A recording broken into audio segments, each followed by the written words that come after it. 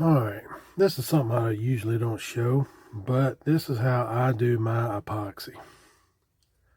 So, I have it over there warming up a little bit, and I put it in a syringe just to make sure that I get the mixture right. Because from what I've seen, if I try to eyeball it,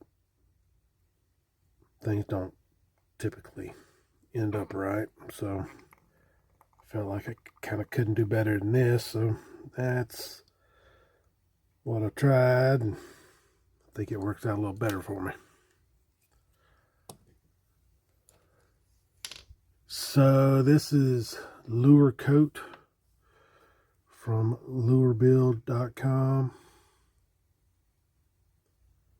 and it's a two-part epoxy that I use when I'm using epoxy on my baits. Now I'll use this. Sometimes I will use a Tamco product. It's a 2K.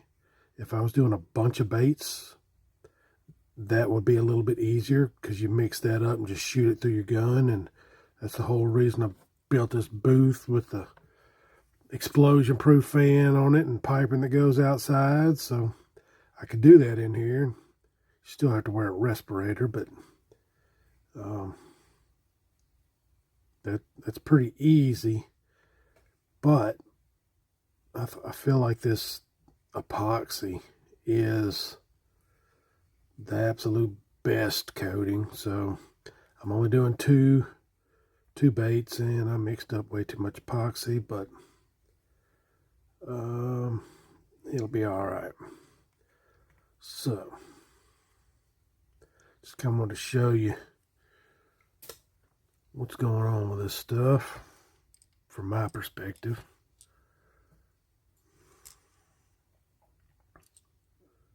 I think these are going to be nice. Okay, so let me make sure I stay in front of the camera.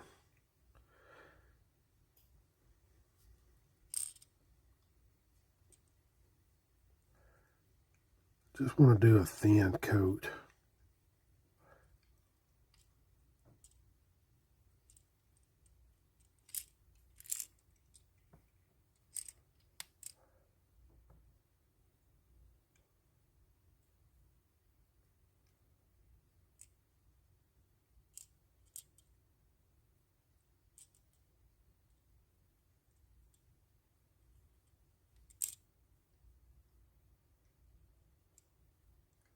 And there's some really good videos on how to do this. There's guys that's been doing this a long time, and this has just become a hobby of mine. But it stemmed from, hey, I just wanted to catch a fish on something that I did. And so I started by doing jigs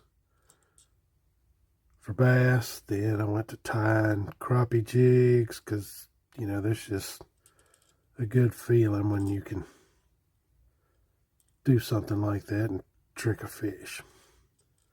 Then I got into this painting, which, man, I enjoy it. It's just a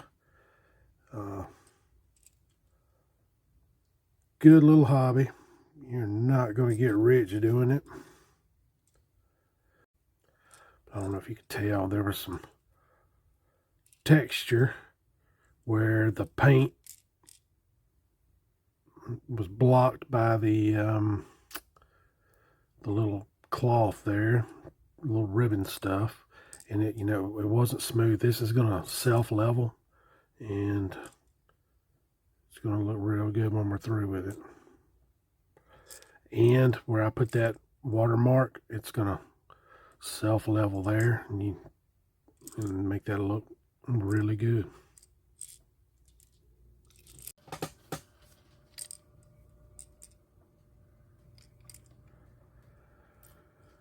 Bait number 2.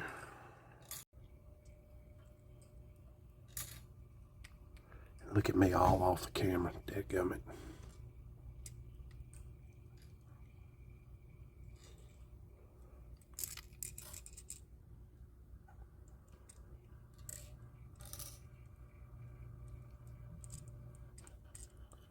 Like I say, all the texture that's in this bait, we're going to lose that because this epoxy is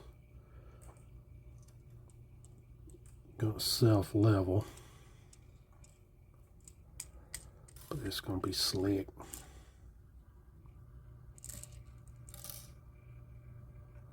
You want to try to brush it in a couple different directions just to make sure you got everything.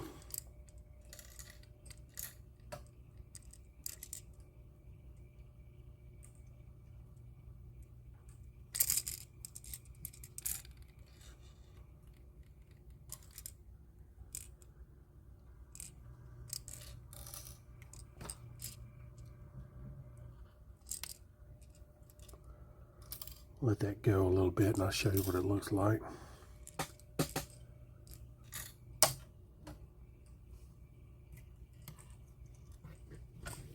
While we're here, before I turn this off, show you what I got going on here. So these are the baits that I painted yesterday, and I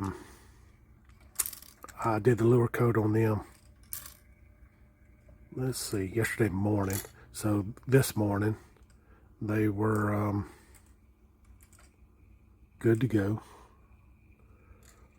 and just, you know, playing with stuff. This stuff's going to end up in my tackle box. Just trying some new things, you know.